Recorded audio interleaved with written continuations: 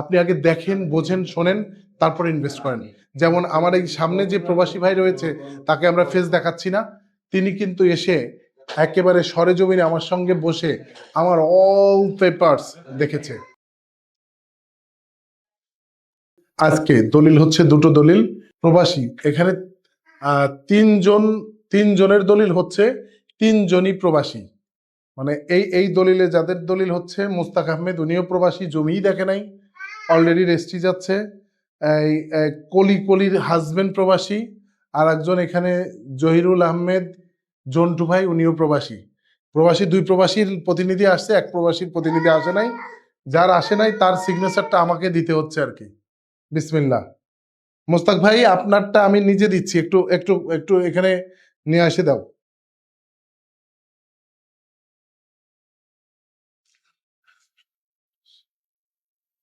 কারণ মোস্তাক ভাই যেহেতু প্রবাসে আছে, ওনারটা আমার নিজের সিগনেচার করে দিতে হচ্ছে।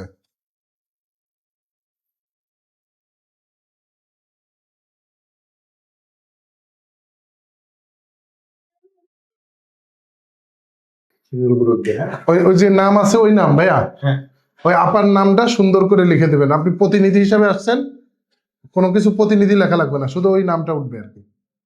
তো তার মানে বুঝতেই পারছেন আসলে দলিল হচ্ছে এখানে দলিল হচ্ছে এটা, উনি হচ্ছেন সৌদি প্রবাসীর স্ত্রী, তার নামে দলিল হচ্ছে।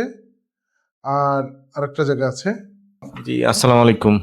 আমি আসছি, আমার ছোট ভাই বলতে শ্যালক, ওর ওয়াইফের নামে একটা এখানে ফ্ল্যাট কেনা হয়েছে।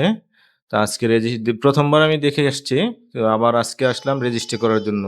ও তো বিদেশে থাকে, তার জন্য ওর প্রতিনিধি হিসাবে আমি আসছি। তো এই প্রজেক্ট আমার কাছে খুবই খুবই ভালো লাগছে। হ্যাঁ, আমার কাছে খুবই পছন্দ হয়েছে।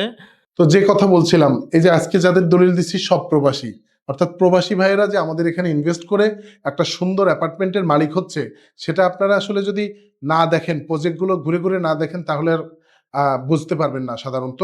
তারপরে অনেকেই আমাদের ভিডিও দেখে আসছে, আমি বলবো তাদের প্রতিনিধিকে আগে পাঠান, প্রজেক্ট দেখুন, দেখে বুঝে শুনে তারপরে ইনভেস্ট করুন। কারণ আপনার সারা জীবনের ইনভেস্টমেন্টটা আমি চাই একটু সুরক্ষিতই হোক। আর আরেকটা খুব গুরুত্বপূর্ণ কথা যেটা হচ্ছে যে, অনেকেই কিন্তু আসলে আবেগে ইনভেস্ট করে ফেলেন, আবেগে ইনভেস্ট করেন না। আপনি আগে দেখেন, বোঝেন, শোনেন, তারপর ইনভেস্ট করেন। যেমন আমার এই সামনে যে প্রবাসী ভাই রয়েছে, তাকে আমরা ফেস দেখাচ্ছি না, তিনি কিন্তু এসে একেবারে সরেজমিনে আমার সঙ্গে বসে আমার অল পেপারস দেখেছে।